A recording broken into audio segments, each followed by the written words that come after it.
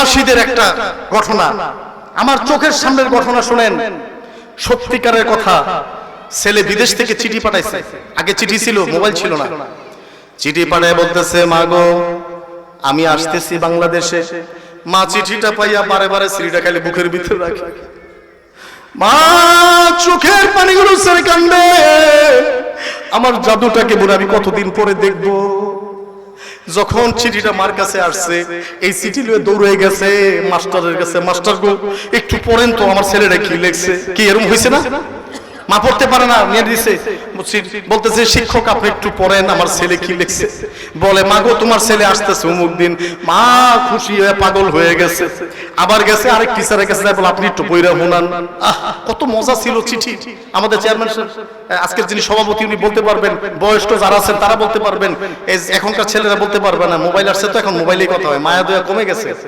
এবার মা বারে বারে কান্দে আর বুকের মধ্যে রেখে দেয়, ঘুমানোর সময় বালিশের নিচে রাখে। আর ওদিক দিয়ে স্ত্রীর কাছে চিঠি পাঠাইছে, স্ত্রী বলতেছে এবার আমার স্বামী আসলে আমার জন্য গহনা নিয়ে আসবে। আমি মায়েদের খারাপ বলতেছি না, আমি শুধু মার সাথে স্ত্রী সন্তান অন্যান্য মানুষের সাথে আমি তুলনা করতে চাচ্ছি। মায়ের মতো আপন পৃথিবীতে তুমি কাউকে পাবা না। এবার স্ত্রীর কাছে যখন আসছে, স্ত্রী বলতেছে আলহামদুলিল্লাহ আমার স্বামী আসতেছে, তার চাহিদা আছে সেটা ভিন্ন। আবার ভাবতেছে এবার বলেছিলাম 21 ক্যারেটের, এবার 22 ক্যারেটের স্বর্ণ আমার জন্য চুরি নিয়ে আসবে, আমার জন্য গহনা নিয়ে আসবে, কারি শাড়ি নিয়ে আসবে, কাপড় নিয়ে আসবে। ছেলেটাকে বলতেছে বাবা আসতেছে, কত খুশি, আমার জন্য ঘড়ি আনবে, গাড়ি নিয়ে আসবে, রিমোট কন্ট্রোল নিয়ে আসবে, আরো কত কি না কত কি ভাবতেছে।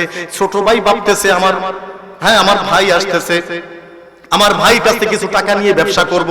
বলেন এমন কি চিন্তা হয় না? প্রবাসীরা বিদেশে থাকলে মনে করে আমরা টাকার বস্তা লয়ে আইতাছি, কি ঠিক কি না বলেন?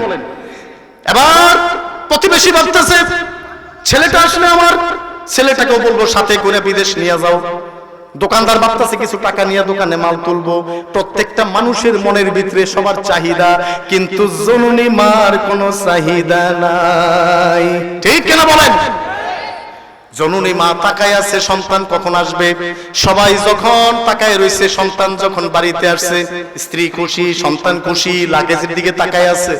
জননী মা তাকায় আছে সন্তানের দিকে, সন্তানের দিকে তাকাইয়া মার চোখের পানিগুলো পড়ে আর ডেকে বলে আল্লাহ, আমার মা ডেকে ডেকে আপনার জন্য বলে আল্লাহ তোমার দরবারে লাখ কোটি শুকর, আমার সন্তান